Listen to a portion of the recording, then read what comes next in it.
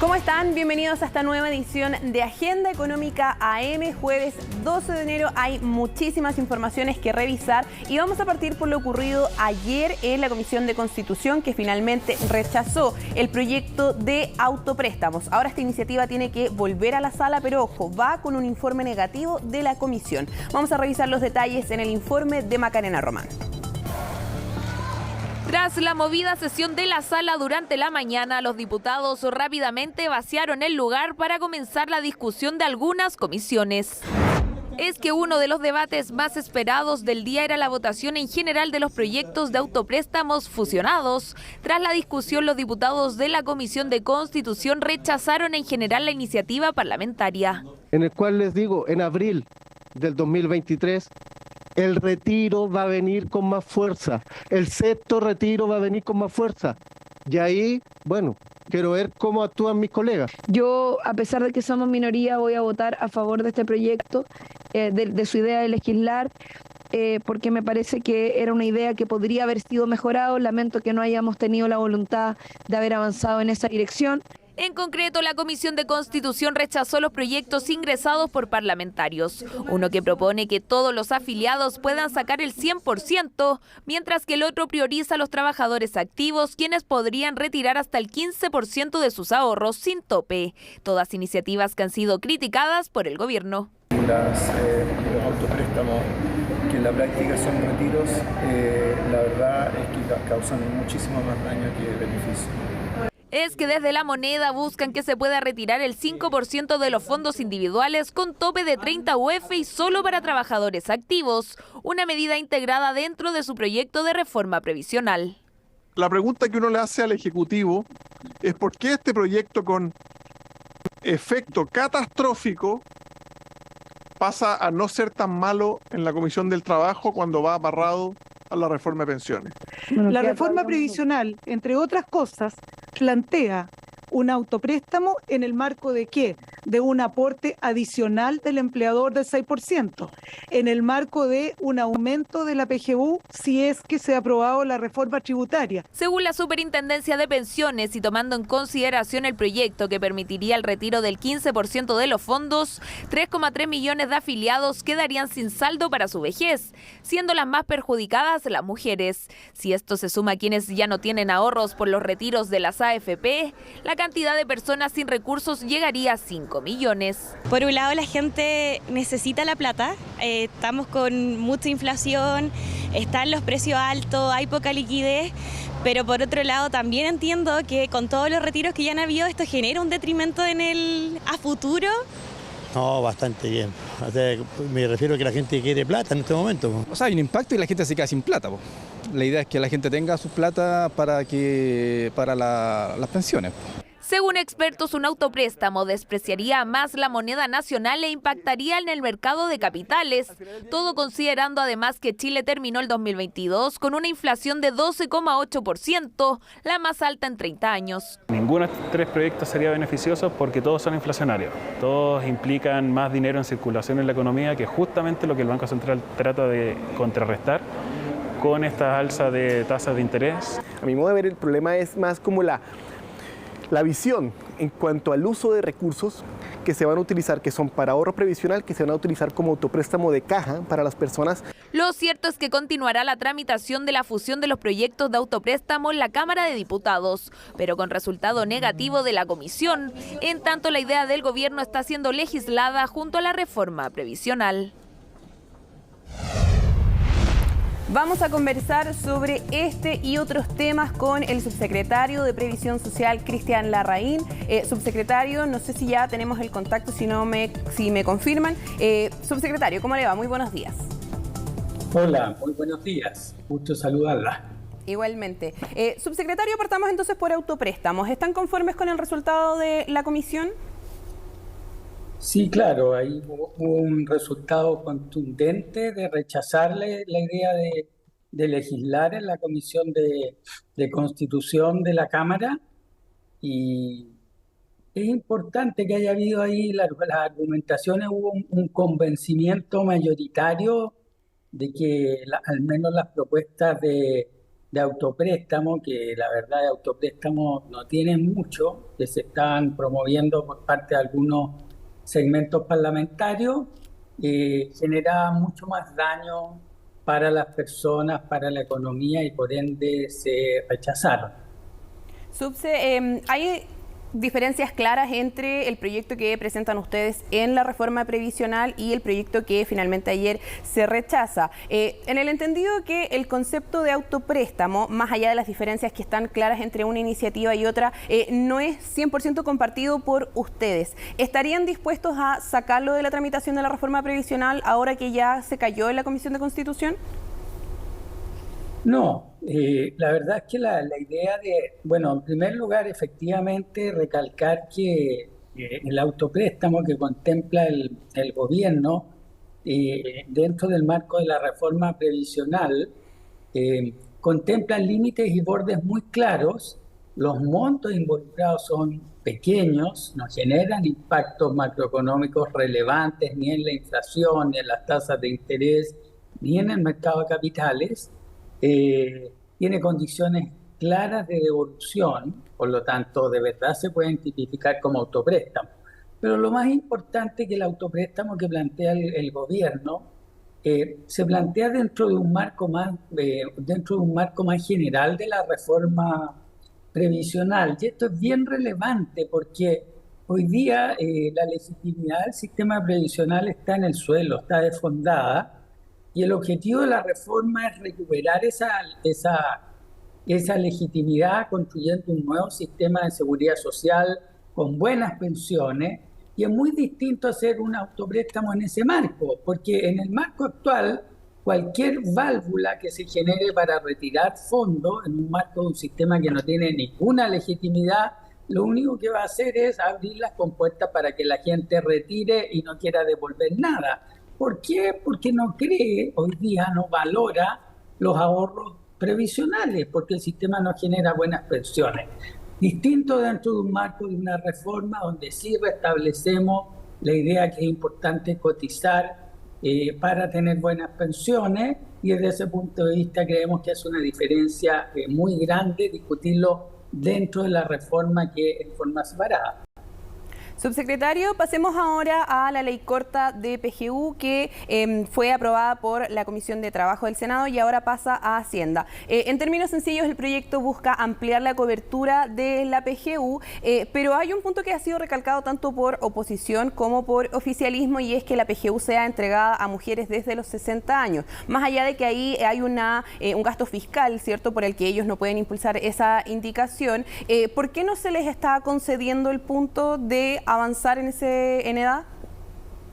Sí, bueno, lo primero que usted dice, esto de que más allá que hay un gasto fiscal, la verdad es que es bien importante recordar que dentro de la cobertura actual, que es la misma como viene funcionando el sistema desde que se creó el sistema de pensiones solidario con Bachelet, la PGU siempre se ha entregado a los 65 años. El costo de entregarlo a los 60 años para las mujeres sería del orden de $1.300 millones. Entonces, lo primero es que promover iniciativas de esta naturaleza sin financiamiento es crear falsas expectativas en las personas, en las mujeres, no nos parecen rigurosas, eso es lo primero. Y por ende hay que ser cuidadoso con el trabajo de cada quien. Lo segundo, es importante saber que Chile es el país que tiene la expectativa de vida más larga de América Latina. Incluso la expectativa de vida en Chile y de las mujeres todavía es más larga que de los hombres, es más larga que en Estados Unidos. Tenemos muy buenos indicadores en eso, y por lo tanto cualquier iniciativa que tiende más bien a adelantar las edades de retiro de las personas no va en la dirección correcta. Es el caso de decir que hoy día, de hecho, las mujeres se pensionan a los 62 años en promedio, no a los 65, y dentro de la reforma previsional que plantea el gobierno, que es una reforma que tiene un claro sesgo en favor de género por diferentes beneficios que contemplan, los beneficios para que se entreguen en plenitud se otorgan a los 65 años. Entonces, si bien es cierto la reforma no aumenta la edad legal de jubilación de las mujeres, crea incentivos también que van en la dirección adecuada, que es ir extendiendo paulatinamente de facto las edades de jubilación, que también para el caso de los hombres va a ser necesario, porque este tema de la expectativa de vida no es solo ahora, las proyecciones de CELA demuestran que esta expectativa de vida de hombres y mujeres va a seguir subiendo. Subsecretario, siguiendo la reforma de pensiones y ahora a nivel más amplio, ¿qué le parecen las palabras del presidente de la CPC respecto al aporte extra del 6%, que dice él que no es necesario avanzar en cuentas nocionales y que además las califica estas cuentas nocionales de poco transparentes? Bueno, él está en su legítimo derecho de hacer estos juicios. La verdad que este tipo de cuentas se usan en el 83% de los países de la OCDE, y las cuentas nacionales básicamente lo que permiten es usar parte de las cotizaciones para mejorar pensiones a los actuales jubilados y también a todos aquellos que se van a jubilar en los próximos años. Recordemos que en la reforma previsional del gobierno, que tiene como foco más importante mejorar las pensiones, hoy día estamos hablando de 1.400.000 personas que están en retiro programado o en renta vitalicia, se verían beneficiadas con este aumento, aumentos que irían desde el orden de 50.000 pesos para las personas que no han cotizado hasta 180.000 pesos, dependiendo de la cantidad de años cotizados, y esos son aumentos muy significativos. Y para lograr esos aumentos necesitamos que este 6% del aporte de los empleadores vaya a financiar una pensión del Seguro Social, que también contempla una compensación por tabla hacia las mujeres, bonos por tareas del cuidado, en fin. Entonces aquí lo que tenemos que hacer es sincerar y ponernos de acuerdo en cuáles son los aumentos que queremos de pensiones para los actuales jubilados, los que se van a jubilar en 5 años más, 10 años, 20 años más, y cada punto que le restamos al Seguro Social y lo destinamos a las cuentas individuales, va en contra de este aumento de subir pensiones ahora y en los próximos 20 años. Por lo tanto, lo que tenemos que sincerar como sociedad, cuáles son los aumentos de pensiones que queremos. El gobierno ya sinceró las cifras, mostró los aumentos, son aumentos muy significativos. Y un último dato, hoy día tenemos un 72% de los actuales pensionados con una pensión inferior al salario mínimo. 72%. Con la reforma del gobierno todavía un 50% quedaría con una pensión inferior al salario mínimo. Pero si además destinamos el 6% a cuentas individuales, el aumento va a ser mucho menor. Subsecretario, nos queda muy poquito tiempo y solo para cerrar se me quedó en el tintero. Hay diferencias entre las cifras de beneficiarios de la PGU, la ley corta, volviendo a ese tema, entre lo que plantea el Consejo Consultivo Previsional y lo que plantean ustedes en el proyecto. ¿A qué se debe esta diferencia? Son la misma cantidad de beneficiarios pero con una base distinta. ¿A qué se debe? Sí, bueno, estos son, efectivamente la ley corta estima un aumento de beneficiarios del orden de 70.000 personas.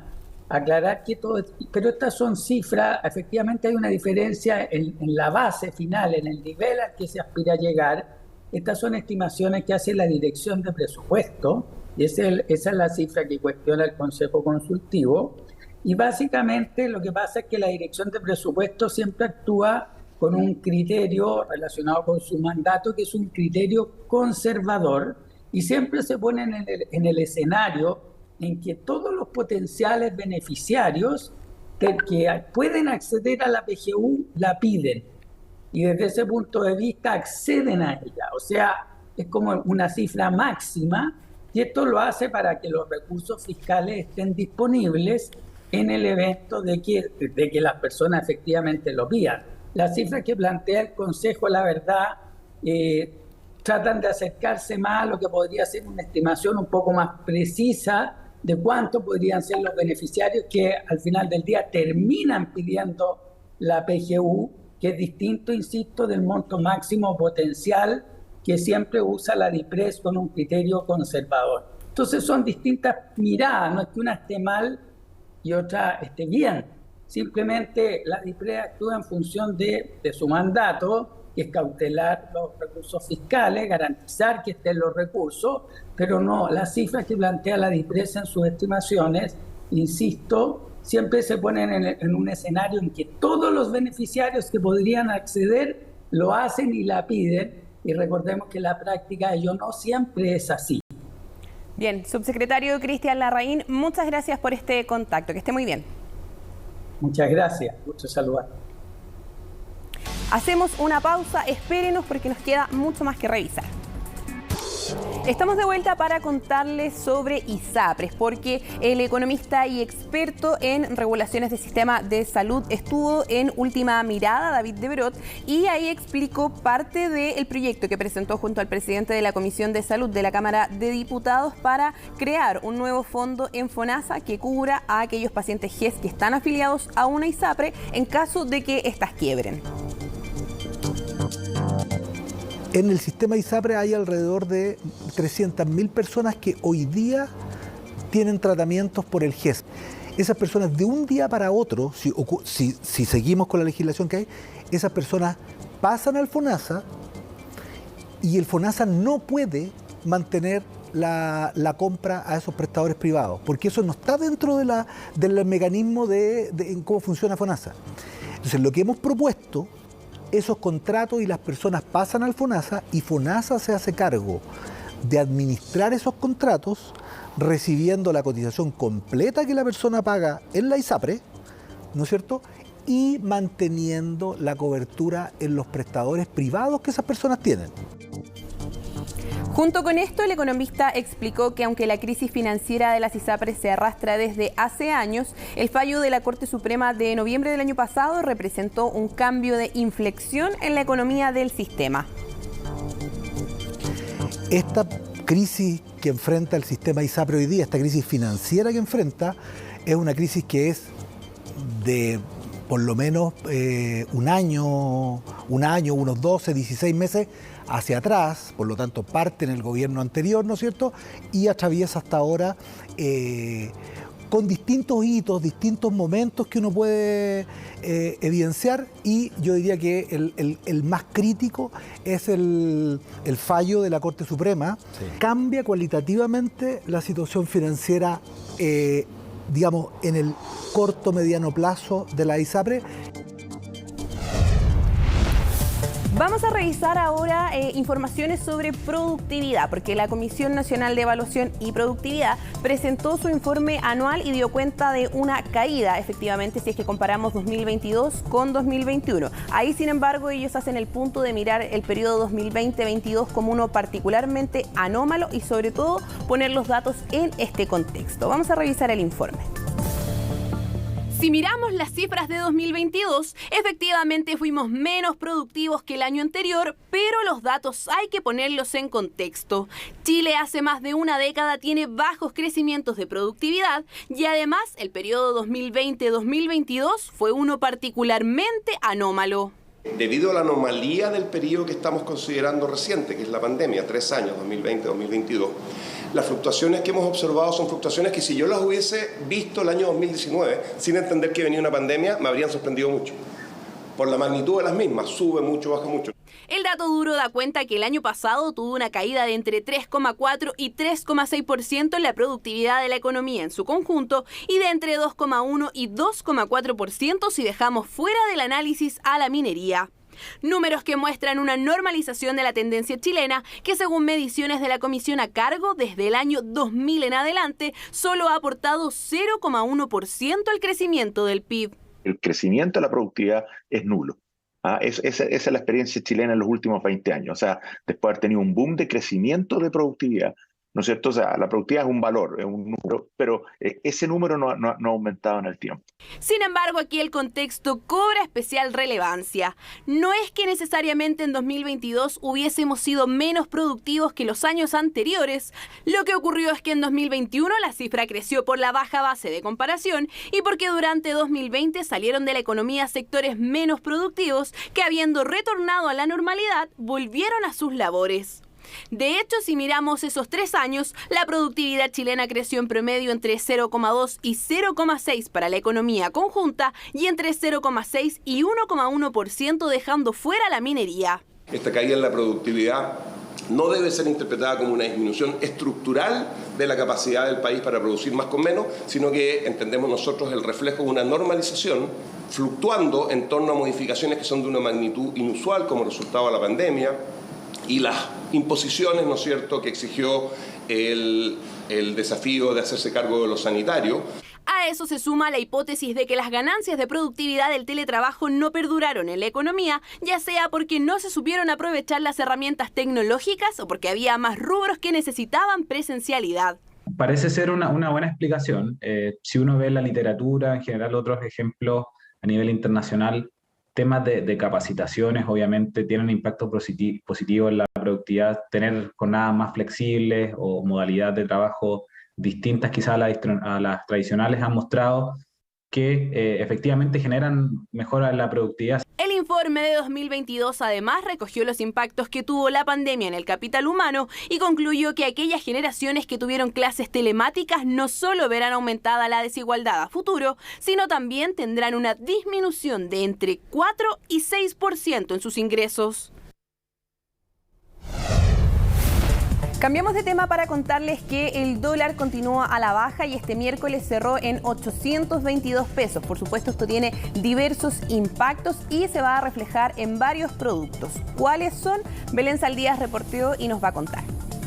Un viaje en una montaña rusa es lo que ha experimentado el precio del dólar durante los últimos meses. Por momentos superó los 1.000 pesos, generando preocupación en los mercados. Este miércoles experimentó una importante baja. Cerró la jornada en torno a los 823 pesos. ¿A qué factores se debe este fenómeno? Por una parte tenemos el cobre, que viene subiendo a raíz de lo que está pasando en China, la reapertura de este mercado, mientras que por otra parte lo que está pasando en Estados Unidos. El mercado empieza a internalizar que la inflación se va a ralentizar. La Reserva Federal tiene más opciones para subir las tasas, pero de forma menos agresiva. Varios factores que inciden en el precio del dólar que también podrían impactar de forma positiva en el bolsillo de los consumidores, puesto que gran parte de los productos que se comercializan en el país son importados. El 70% de todos los productos que nosotros consumimos en nuestro país son importados y por lo tanto el precio de la importación, el elemento principal sin lugar a dudas, es el tipo de cambio.